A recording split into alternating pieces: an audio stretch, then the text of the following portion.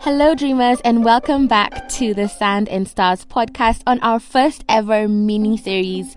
I like to dub Grains of Sand because it really is just a short snippet where I share stories of interesting things that I've discovered, learned, or experienced. And I'm so excited to share, so let's get started.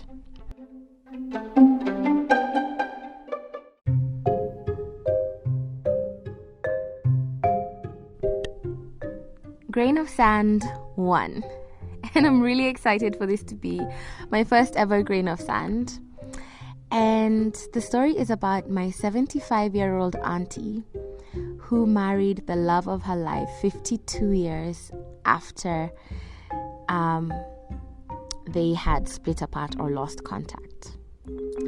So this story is really inspiring for me because we live in a generation where honestly, it just feels as though it's really difficult to find someone. There's a lot of jaded ideas and experiences around love, and it makes us question whether it is possible to have love for a lifetime, right? Or it just seems as though K-dramas are lying to us, telenovelas, whatever it is, romance stories, romance books, and how all is not as it seems, and we begin to underestimate, or rather never really imagine that we could have a deep love that is long lasting.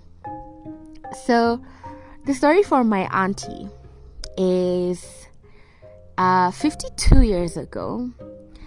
She grew up next door to this young man who was her best friend, her first love, until they started going to campus. And I think he delayed, he wasn't sure, or really just opportunity really passed him. And my uncle, who now is my father's brother, came through and swept my aunt off her feet, and they got married. Now, they were married for about 20 or more years, and my uncle passed away 15 or so years ago. Now, fast forward, the love of my auntie's life also got married, and he had children, grandchildren. His wife also passed away. So at this point, they're widowed. Fast forward 52 years later, people have moved on with life. I mean, you would not expect anything to come of this. They're 75 years and older. It's really about just biding your time, really. Especially in Africa. In Asia, they have really long life spans. But in Africa, when you get to about 80, that's a good time period. So they randomly bump into each other. They go to a funeral of one of their peers. And the question is asked, who is carpooling to Nakuru? Nakuru is a small town in Kenya, and I'm also from Nakuru. And my aunt had recently moved to Nakuru about a year before. So they're all carpooling, and now the love of her life is driving the car. So as is custom, you do your introductions, and in shags, or rather in African, in village, in whatever, you do introductions, basically talking about where you're from, which village are you from. You can even go as deep as clan if they know what that is. So they go ahead and start doing the introductions, and when he does his introduction, my aunt is sitting in the back seat thinking, that sounds very, very interesting. So when it gets to her introduction, she says, this is the village I'm from this particular ridge, and you just talked about the same ridge. I used to have a really, really close friend who lived right next door to us. And he says, that's me. I am that friend. And she's like, no ways. And he's like, no way. So she just can't believe it. So at some point they stop by the side of the road. I don't know for what, but he comes out of the car to get something, I think, from the boot. And he's very, very tall, and she always associated that with him. And when he steps out, she's like, I can't believe it. It really is you. Suffice to say, right as he was dropping her off, asked her out for coffee. And one of the key things was, he said that this time he's not letting her go. 7 months after they reconnected, after 52 years apart, they got married.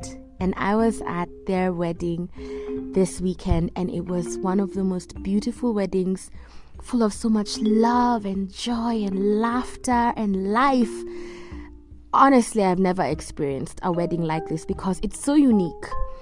And you could literally see the love. And when I looked at that, it was just a clear reinforcement that, you know what? Love like this does exist. That after 52 years apart, they would reconnect and they would get married and spend the rest of their lives together. And they're filled with so much joy and happiness, and there was so much love. And in that moment, it really ignited hope for all of us. You can imagine, my aunt is 75, and I have cousins who are anywhere ranging between 60, my family is complicated, 60 all the way to about 20 years old.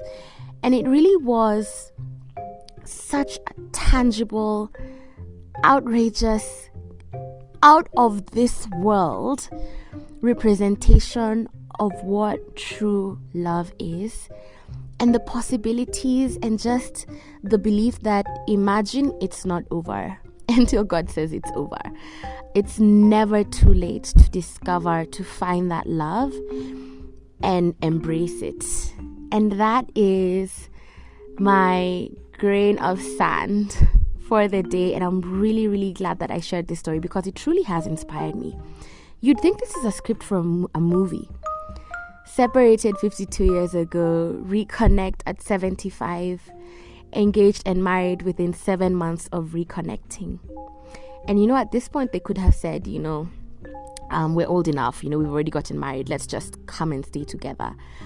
But he said, no, I want to come, I want to pay dowry, right? I want to celebrate with the family, I want to have a white church wedding because I want to claim you as mine. I want us to claim each other for the rest of our lives, legally, spiritually, before the law, before God, before our families.